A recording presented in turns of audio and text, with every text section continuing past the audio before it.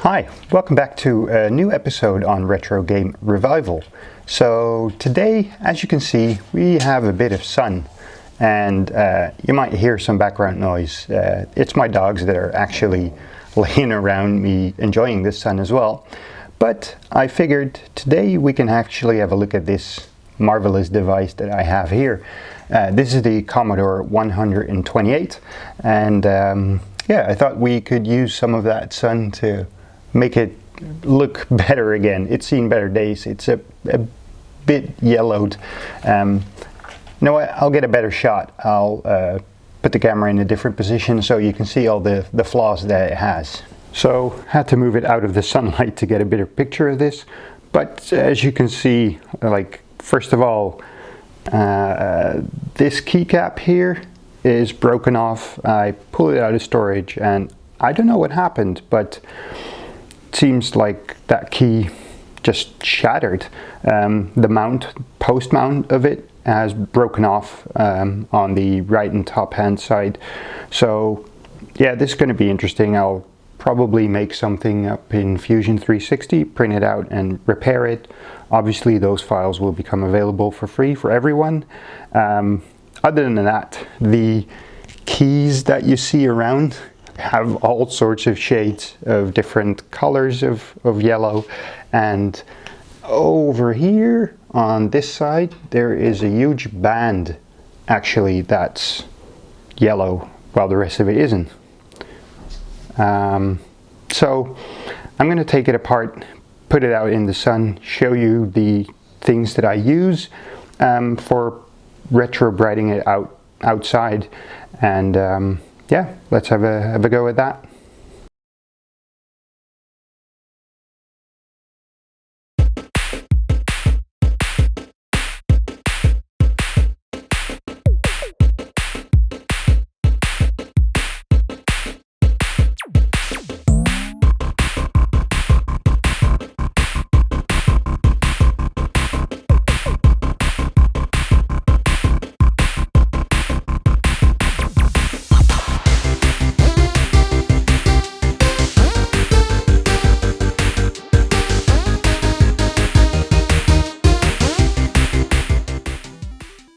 Alright, so the ingredient I'm using for retrobrighting or sun brighting, I guess, well not really, but what I'm using is Vanish Gold. I take a spray bottle, and depending on which one you use, you don't want to use the ones who don't have bleach in it, but if it says hydrogen peroxide on the Vanish box itself, you should be good. Now, this is going to be a bit of experimenting for yourself, but depending on which one you get, you usually want to do a 1 to 2 or 3 mixture of water.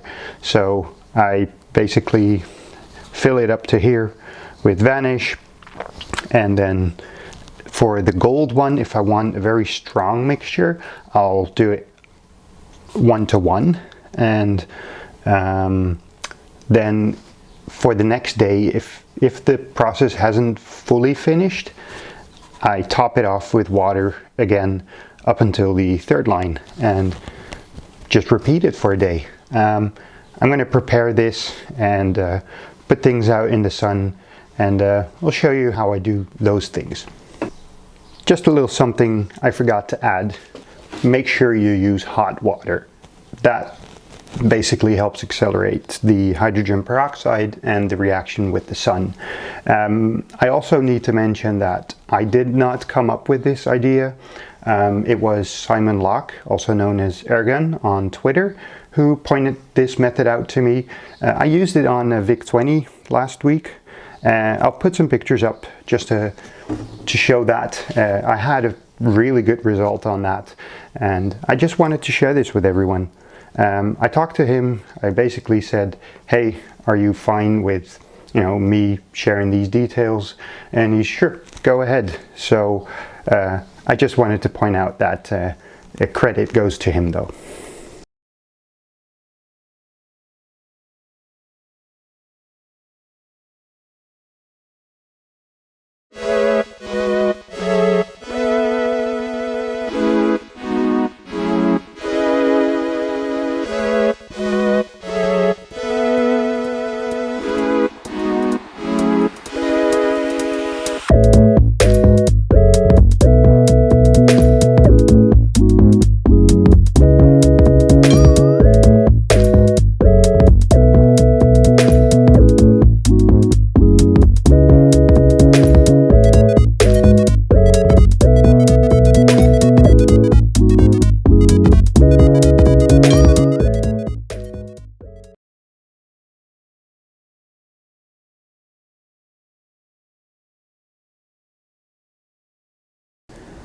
So the shell of the Commodore 128 has had about 2 days in the sun using the Vanish writing style.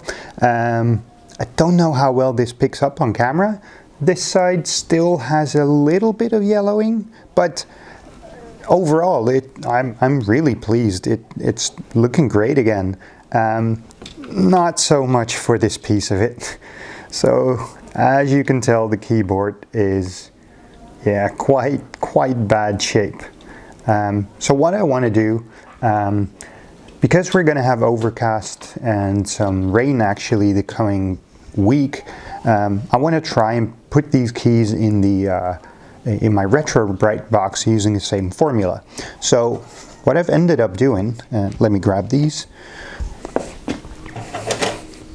I went on to Thingiverse and I printed some keycap holders, and the big one is for the irregular shaped ones like the restore and return and control button, and I've started doing it, but I'm gonna take off all the keycaps and put them on here.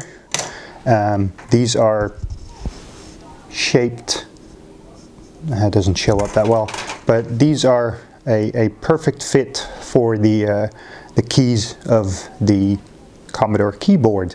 Now I had to print out a keycap, a key puller tool, and this has been working fantastic for me. So let's see if we can do one on camera.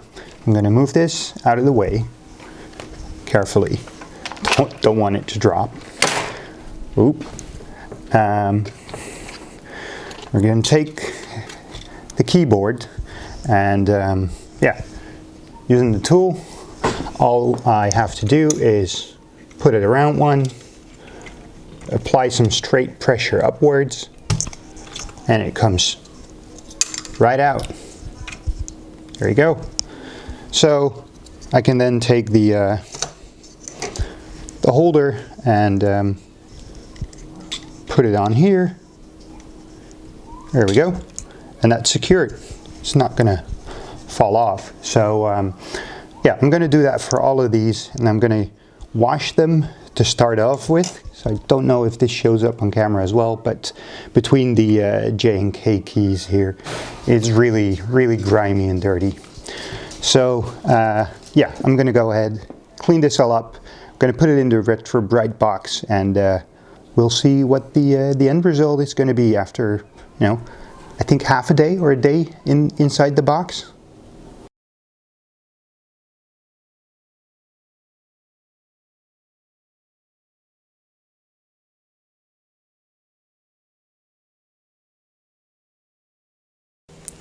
So while all the keys are in the Retrobright station, I thought we'd have a look at the keyboard itself. It's a bit dirty, I'll clean that up. The problem that we're having is that if it wants to focus, come on, these buttons here, or at least the stands, the pegs, whatever you call them, have broken off. So I need to disassemble the board itself in order to get to these, and then we can have a look at how we can find a solution for that.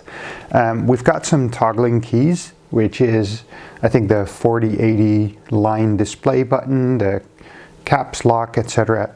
And those are, let me get hold of this properly.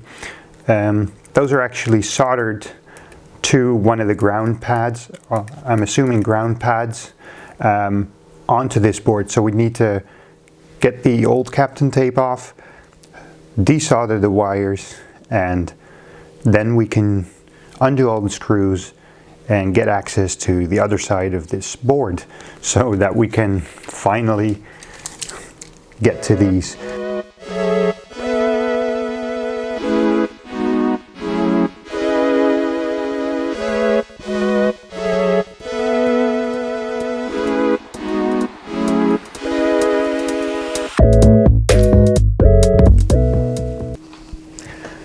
So I've jumped ahead a little bit. I was playing around with the little posts for the two keys that had broken off, and I was trying to use the the baking soda and the super glue trick, and well, it worked out pretty well. Don't know how well this shows on camera, but let me try and see if that wants to focus. Yep.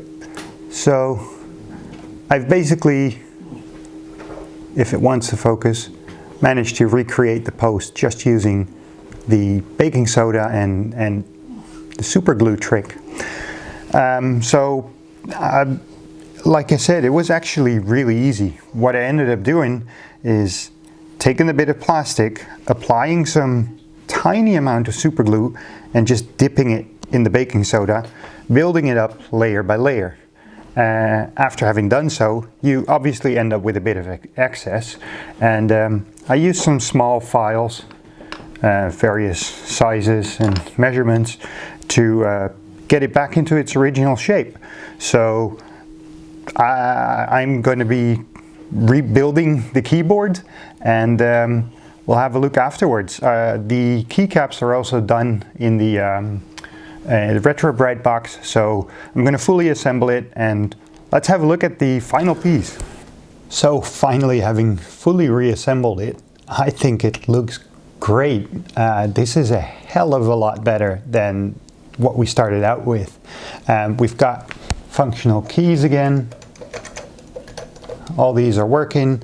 I took a bit of extra time and used some Molykote to grease up the top buttons. They're slightly different to these buttons, so they were sticking a little bit after having cleaned it. And I think the reason why that was happening is because the way they press fit into the plungers, it causes them to expand a little bit, and yeah, that causes them to sometimes get stuck. So just added a bit of Molykote and helped them move smoother again.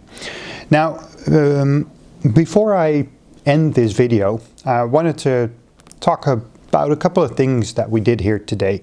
I want to reiterate that this method is an extra or an alternative, and it's not a replacement for the traditional hydrogen peroxide. For me personally, Vanish is a lot easier to get hold of, so it's also cheaper than hydrogen peroxide. So you can use this as an additional thing in your cleaning arsenal, basically. I'm not saying that either one is better, but I think the hydrogen peroxide is a bit more aggressive, so it gets the job done quicker, but needs a bit more, you need to be a bit more careful before it starts marbling.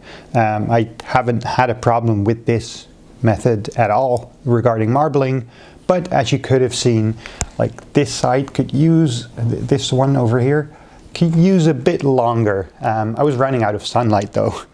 That was a bit unfortunate, but you know, I might just go back next time we have some good sun and do it just an extra pass on this. I also wanted to point out why I decided not to 3D print a new post, but instead go for the baking soda trick. It's purely because of the size of it. The print is so small that my printer wouldn't have been able to do it. I think if you have a resin printer, you could totally do it. I just don't have one yet. I'll get one in the future and maybe we'll revisit it. And lastly, and this is a big one, I need to thank Simon for, you know, telling me about this, and he's had some great results on this as well.